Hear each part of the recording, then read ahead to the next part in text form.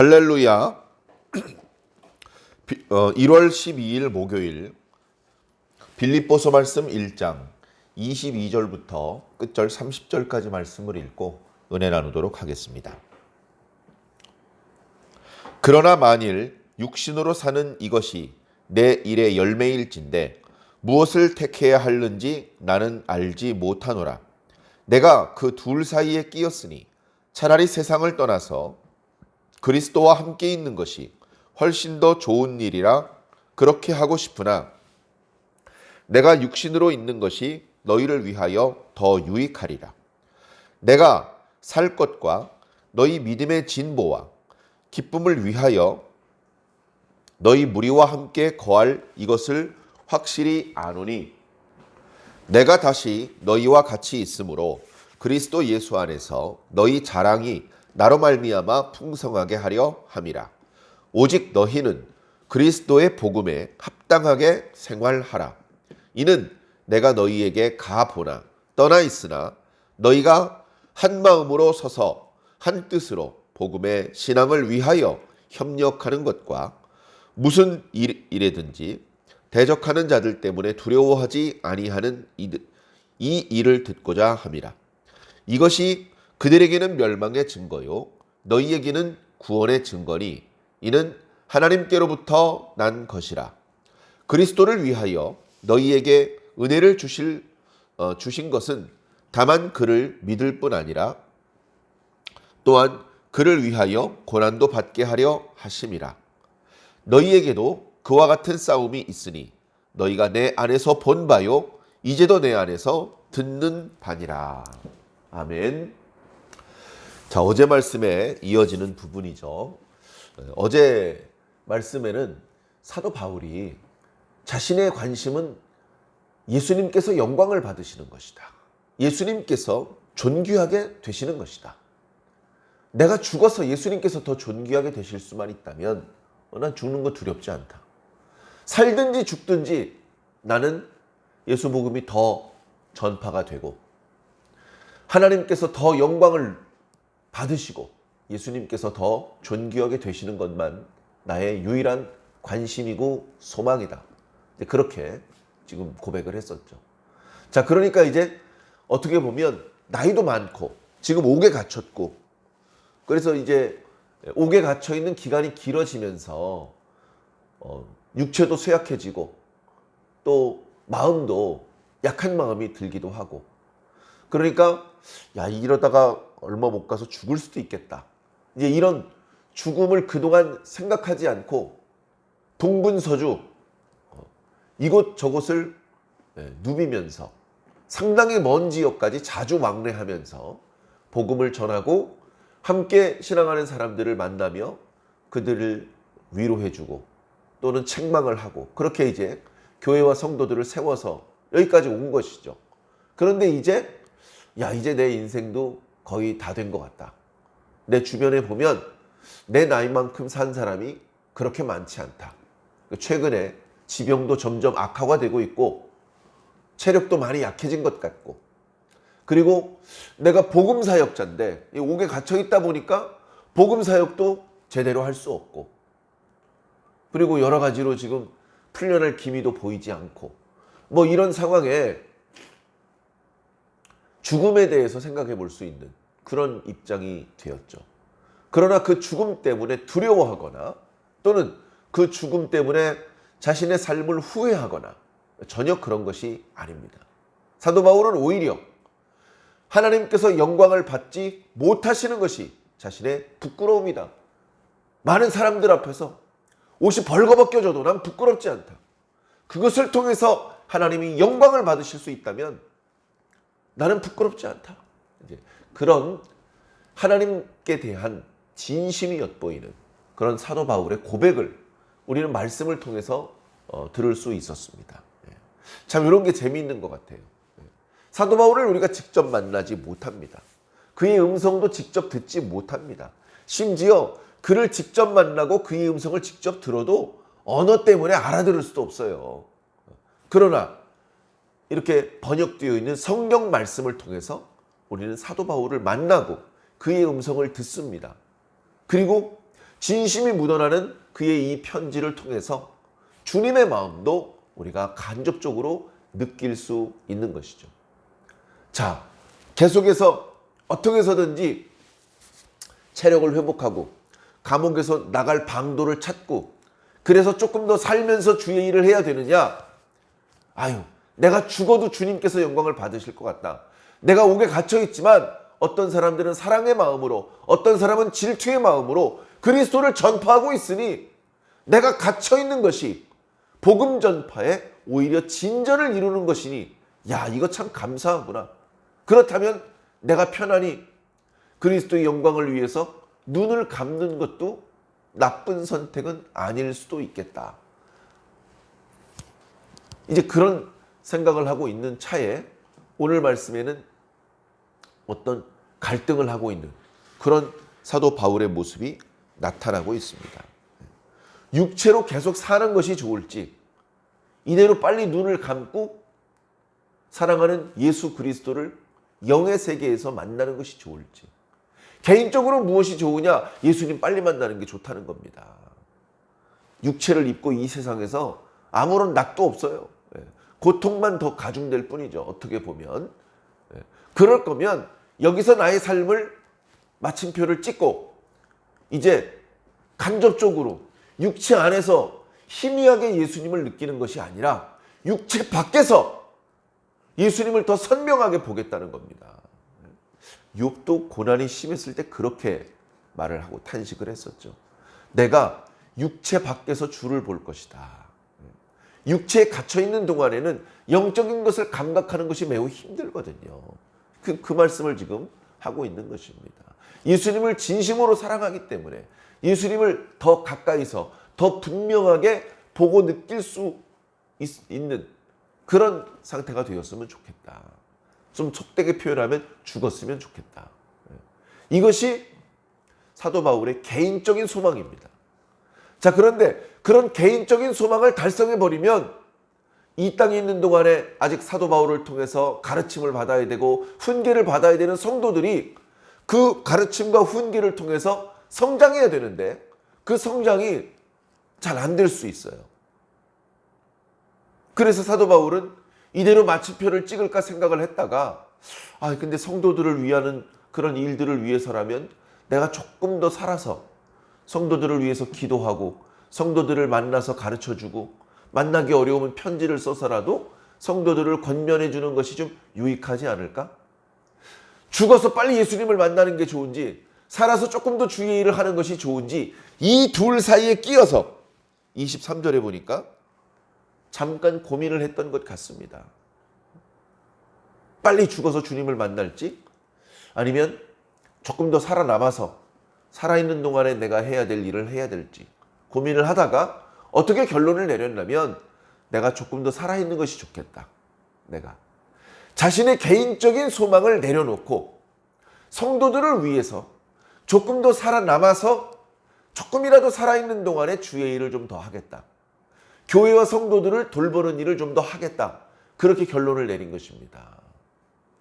참 성도들 입장에선 참 고마운 결정이죠. 참 고마운 결정입니다. 그래 개인적으로는 세상을 떠나서 육체를 떠나서 그리스도와 함께 있는 것이 훨씬 더 좋다. 그렇게 하고 싶다.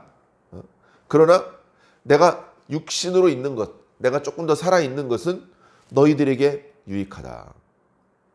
그래서 25절에 내가 살 것과 너희 믿음의 진보와 기쁨을 위하여 너희 무리와 함께 거하는 것. 그러니까 빨리 죽지 않고 조금 더 살아남아서 성도들을 위해서 기도하고 교훈을 주는 것. 그것이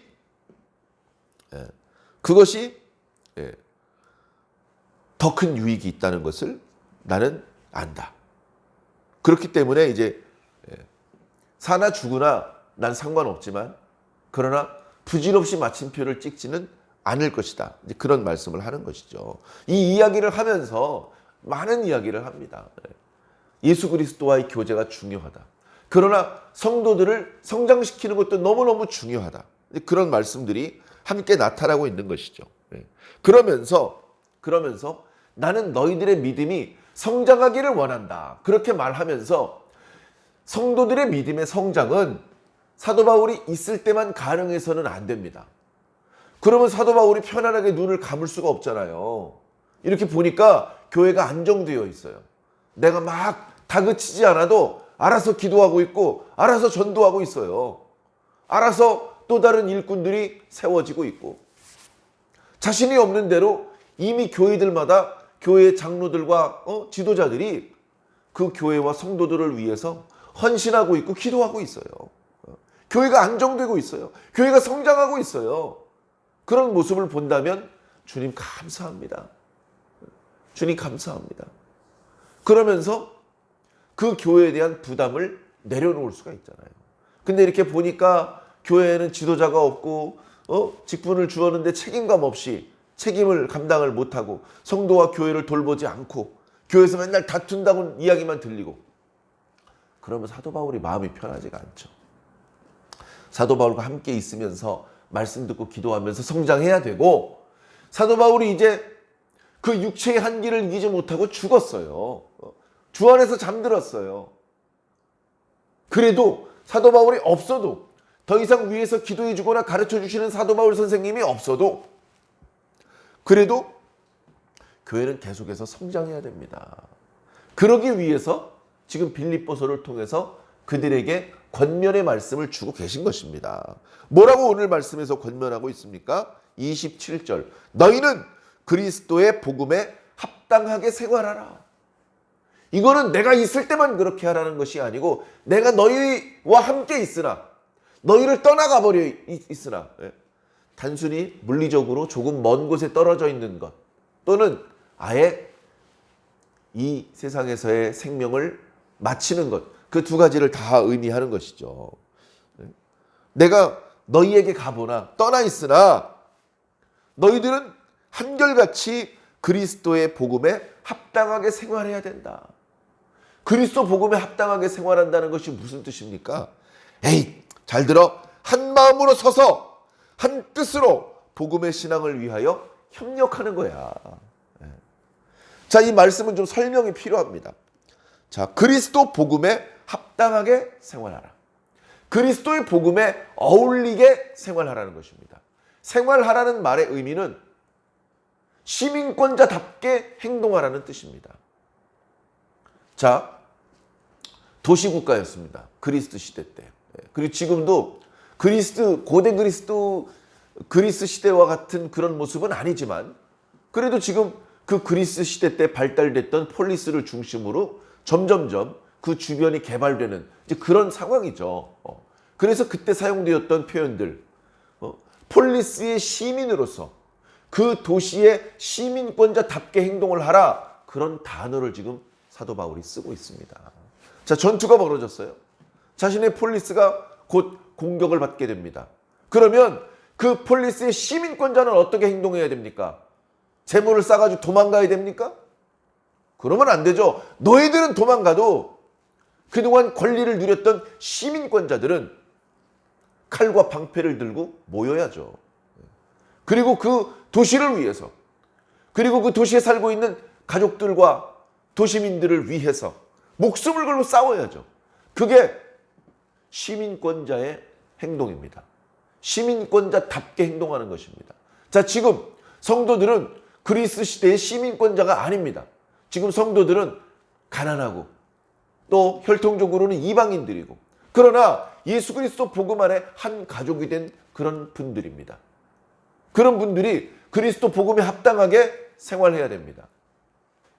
교회 성도에 어울리게 하나님 나라 백성에 어울리는 그런 행동을 하라는 것입니다. 그 행동은 뭐냐? 그 밑에 부연 설명에 있는 것처럼 한 마음으로 서는 것입니다. 서 있다는 것은 앉아 있거나 누워 있지 않고 그냥 서 있는 것을 말하는 것이 아니고 뭔가 자신을 밀고 넘어뜨리려는 그런 힘을 저항하면서 버티고 서 있는 것입니다. 혼자 서 있으면 홀라당 자빠져 버려요. 그러니까 어떻게 됩니까? 한 마음으로 서 있어야 됩니다. 나도 너도 함께 예수 그리스도 복음 안에 있는 신앙인들이 그런 영적인 동지들이 동역하는 성도들끼리 서로 한 마음으로 버팅기고 서 있어야 됩니다. 이 말씀 속에는 뭔가 교회와 성도들을 넘어뜨리려는 대적이 존재한다는 것을 전제하는 말씀입니다. 밑도 끝도 없이 무슨 말씀입니까? 그 바로 다음 구절에 대적에 대해서 말씀하고 있잖아요. 대적이 있습니다. 교회를 넘어뜨리려는 대적이 있습니다. 크게 두 가지가 있었죠. 첫 번째는 로마입니다. 세상 권력이죠. 세상 권력이 교회를 좋아하지 않습니다.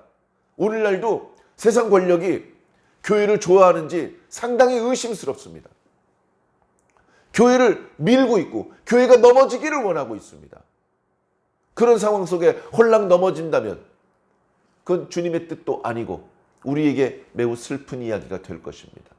넘어지지 않아야 됩니다. 버티고 서 있어야 되는 것이죠.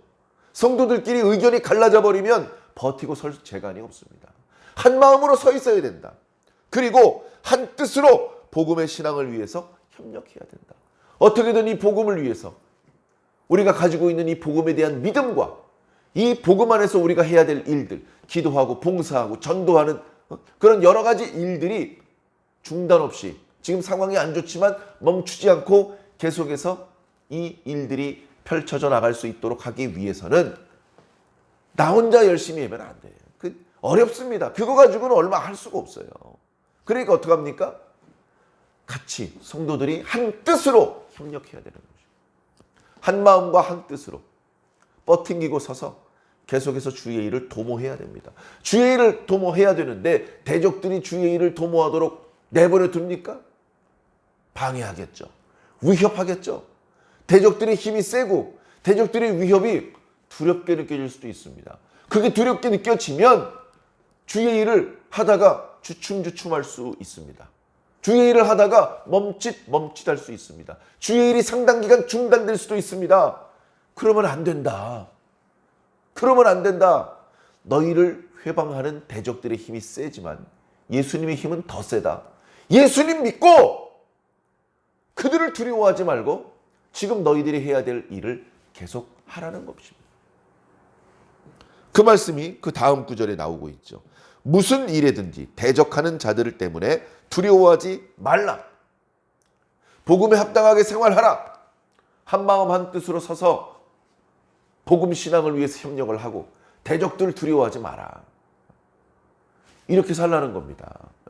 사도 바울이 죽기 전에 이 교훈을 빌립보 교회 성도들에게 교훈으로 남겨준 거예요. 그냥 예수님과 교제가 좋아서 이 세상에서의 생명을 마감하고 주님께 가버리는 것이 아니라 이 교훈을 남겨놓은 거예요. 이 교훈은 오늘 우리들에게 남겨주신 주님의 말씀, 사도의 말씀입니다. 우리의 상황도 크게 다르지 않잖아요. 크게 다르지 않아요. 생각해 보세요. 우리도 가난하죠. 우리도 별로 배운 것도 없죠. 세상적으로 우리가 세상의 지지를 받고 있습니까?